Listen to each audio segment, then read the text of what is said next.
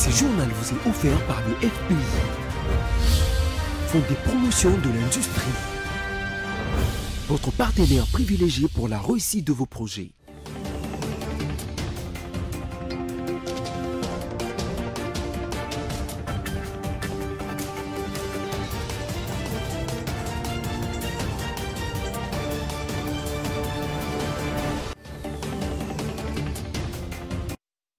Bienvenue à tous à cette nouvelle édition du journal sur BCTV. Voici le sommaire.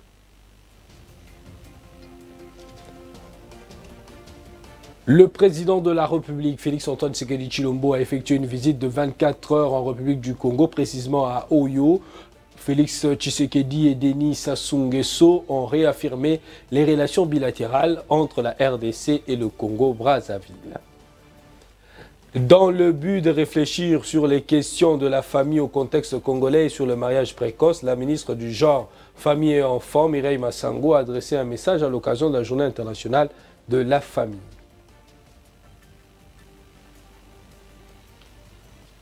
Encore une fois de plus, bienvenue à tous. Le chef de l'État, Félix-Antoine Tshisekedi Tshilombo, s'est rendu à Oyo, en République du Congo, le week-end dernier pour une visite de travail. Il s'est entretenu avec son homologue congolais, Denis Sassou Nguesso, dans le cadre de réaffirmer les relations bilatérales entre les deux pays. Plus de détails dans ce reportage.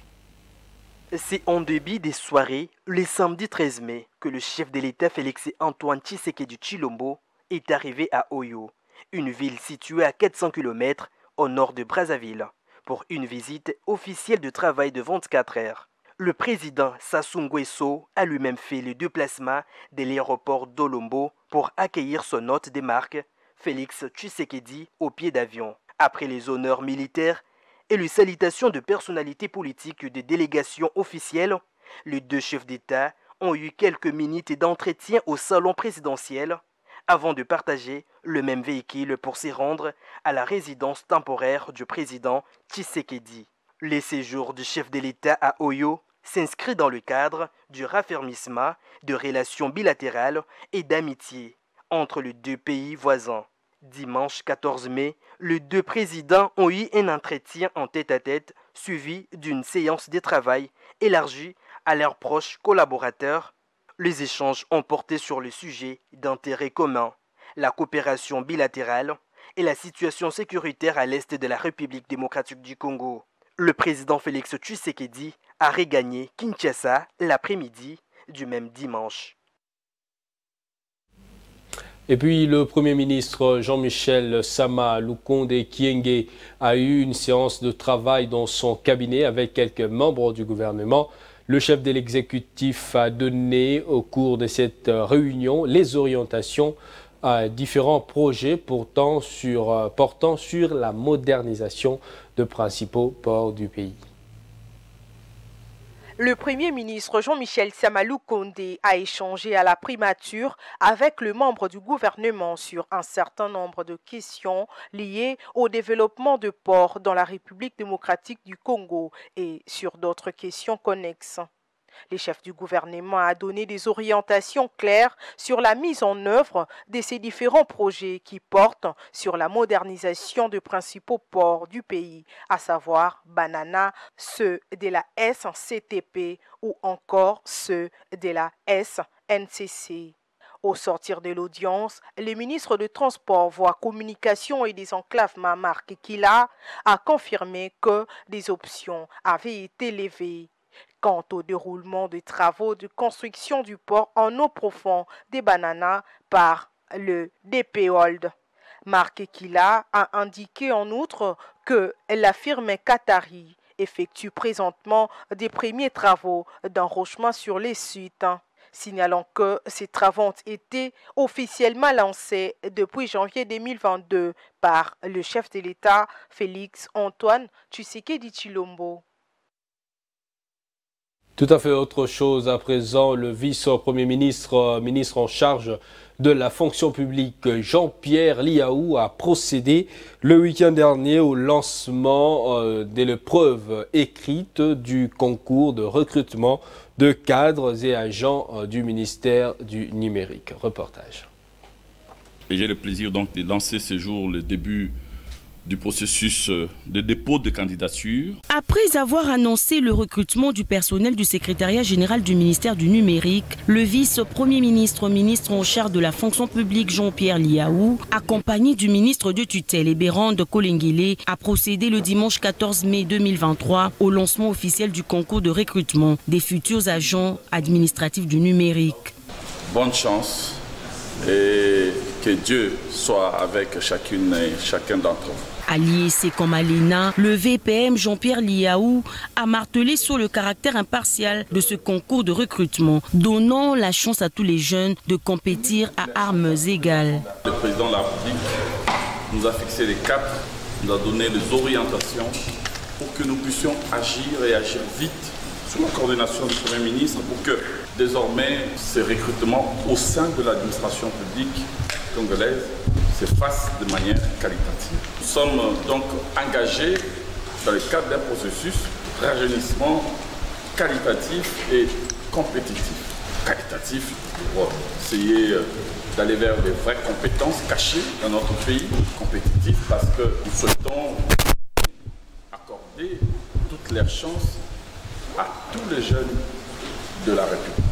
Matérialisant ainsi la vision du chef de l'État qui vise le rajeunissement qualitatif et compétitif de l'administration publique. Voulons vous assurer, mesdames et messieurs, que cette épreuve est placée sous le sceau de l'égalité républicaine.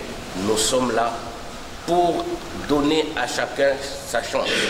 N'ayez aucun complexe lié à votre nom, lié à votre rang social ou que sais-je d'autre. Le gouvernement de la République démontre sa détermination, celle de mettre un terme au régime de privilèges. En tout cas, côté organisation coup de chapeau, c'est très bien passé. On sentait qu'il y avait du sérieux. On ne pouvait pas entrer avec nos histoires comme le stylo, comme le papier. Donc pour éviter certaines tricheries, nous tous nous étions là dans ce même pied d'égalité. Dans le reste de l'actualité, Patricien Seya, rapporteur de la Commission électorale nationale indépendante, a fait le point le week-end dernier sur la fin du processus électoral. On écoute l'extrait de sa déclaration, choisi ici par Roger Matadi. Le point 1, lancé depuis le 24 décembre 2022 dans 10 provinces de l'ère opérationnelle 1, les opérations d'identification et d'enrôlement des électeurs ont été définitivement clôturées le lundi 24 2023 dans l'ère opérationnelle 3, marquant ainsi la fin de l'enrôlement des électeurs sur l'ensemble du territoire national et dans les 5 pays pilotes. Contrairement aux mêmes opérations effectuées en 2005-2006, en 2010-2011, et en 2016-2018, il a fallu exactement 122 jours, soit 4 mois à la CENI, pour mener les opérations d'identification et enrôlement des électeurs, non seulement sur l'étendue du territoire national, mais aussi pour la première fois dans les 5 pays pilotes, au bénéfice des Congolais résidant à l'étranger. Nombre d'électeurs attendus. 49 273 109, nombre d'électeurs attendus, 49 273 109, nombre d'électeurs enrôlés, 47 862 561, soit 97,14%, nombre d'enrôlés par sexe, hommes, 23 371 838, soit 48,83%. Femmes, 24 490 723, soit 51,17%. Dans le reste de l'actualité, l'audit du fichier électoral, on en parle. Le bureau de la CENI s'est réuni le samedi 13 mai 2023 pour examiner la question en lien avec le recrutement des prestataires des 20 entreprendre l'audit externe du fichier électoral à la suite de l'appel à candidature lancé par la centrale électorale. Approximativement 200 dossiers ont été reçus aussi bien au plan local qu'à l'international. Le bureau avait décidé de la composition de l'équipe qui a débuté ce travaux ce lundi 15 mai 2023 en conformité avec le calendrier électoral. Et puis Matata Ponyo, l'ex-premier ministre, sénateur et président national du parti politique Leadership et Gouvernance pour le Développement, LGD en sigle, s'est exprimé dimanche dernier à Goma, chef-lieu de la province du Nord Kivu, sur l'agression de la RDC par le M23 ainsi que sur l'échec du méga-projet de Bukangalonzo et son innocence dans ce même projet. Et Sami Bosongo. Dans une conférence de presse à Goma dimanche 14 mai, l'ex-premier ministre, le sénateur Matata Ponyo, a entre autres déclarations expliqué la recette utilisée en 2013 pour vaincre le M23 tout en dénonçant ce qui, à son analyse, explique la résurgence du M23. En 2012, j'étais Premier ministre sous le leadership d'un président de la République, Joseph Kabila Kabamba. Je suis allé jusqu'à Bunagana, jusqu'à Runoni, jusqu'à Tchanzu. J'ai parlé avec les militaires.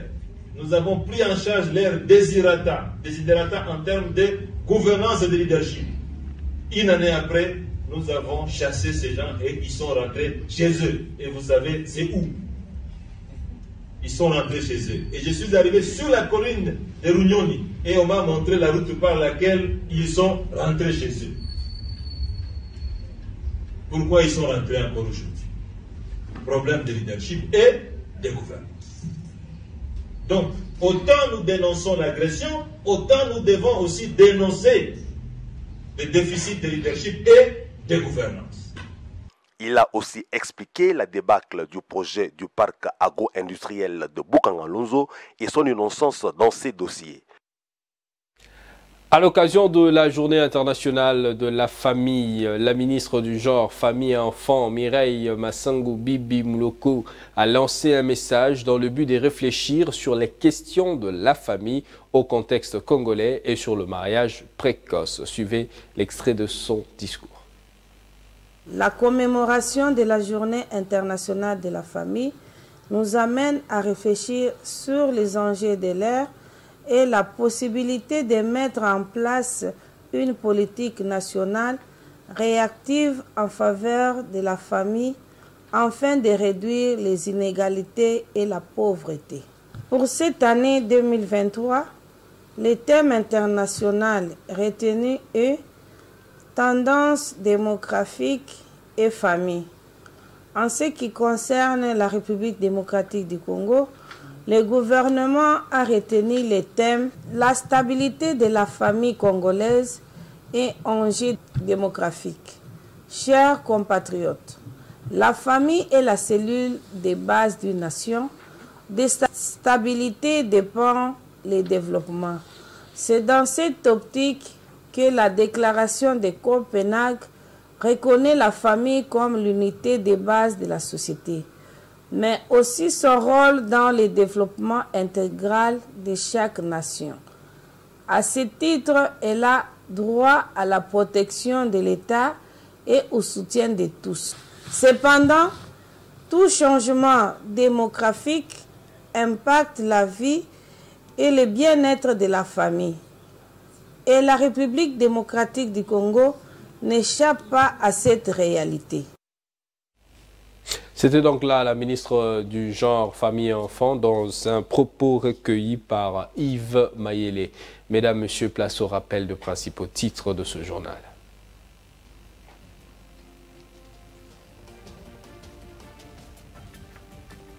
Le président de la République, Félix-Antoine Tshisekedi Tshilombo, a effectué une visite de 24 heures en République du Congo, précisément à Oyo, où il a rencontré son homologue congolais Denis Sassou Nguesso, et les deux chefs d'État ont décidé de réaffirmer les relations bilatérales entre la RDC et le Congo.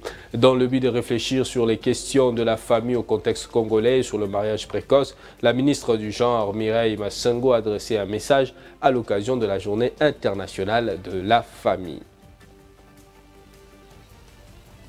Voilà tout pour ce journal. Merci à vous qui l'avez religieusement suivi. Restez fidèles au programme de BSC-TV. Mesdames, Messieurs, surtout, longue vie à toutes et à tous.